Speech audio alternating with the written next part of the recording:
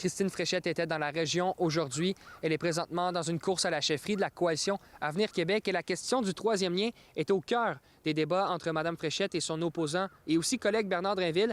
Cependant, plusieurs enjeux concernant la région du Saguenay-Lac-Saint-Jean méritent d'être abordés selon Mme Fréchette. Le dossier de Domtar.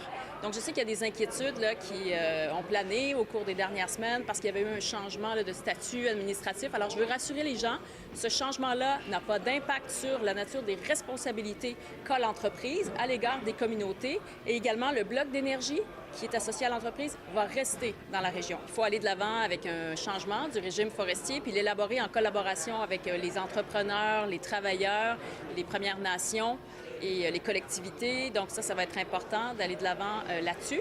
Mercredi, lors d'une entrevue accordée à nos collègues de Nouveau Info Québec, Bernard Drinville a mis à l'épreuve son opposante. Il met tellement de conditions qu'il ne se réalisera pas. Ce que Christine Fréchette a annoncé hier, pardonnez-moi, c'est la fin du troisième lien parce qu'elle dit on va le faire à l'Est.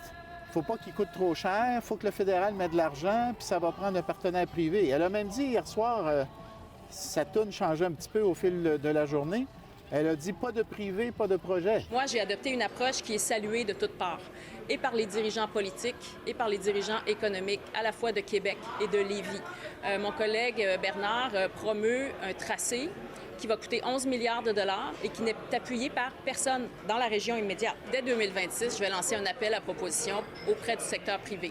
Donc, le projet que je propose, que je soumets aux Québécois puis aux militants, c'est franchement un projet qui tient la route, c'est le cas de le dire, et également qui va permettre aux Québécois de bénéficier d'investissements du gouvernement dans d'autres secteurs, comme le secteur hospitalier, le secteur écolier également. Donc, on a beaucoup de besoins criants dans d'autres secteurs. Je pense que c'est une bonne chose que de travailler avec le privé. Ça respecte la capacité de payer des Québécois. Paul Saint-Pierre Plamondon était aussi à Chicoutimi jeudi en prévision de l'élection partielle du 23 février prochain. J'ai questionné Christine Fréchette sur la question référendaire. Et ce que je perçois, c'est que les Québécois voulaient un changement, mais ne veulent pas d'un référendum.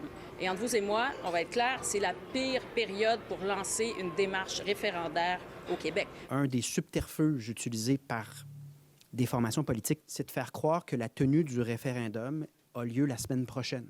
C'est absolument faux. J'ai toujours dit que dans une fenêtre de 4 ans, on va se servir de notre tête. Parce que notre seule loyauté, c'est l'intérêt des Québécoises et des Québécois. On va toujours protéger les Québécoises et les Québécois. Un autre chef de parti était dans la région jeudi, Éric Duhem, qui rencontrait Luc Boivin. Il faut dire que c'était un agenda politique assez chargé jeudi à Chicoutimi.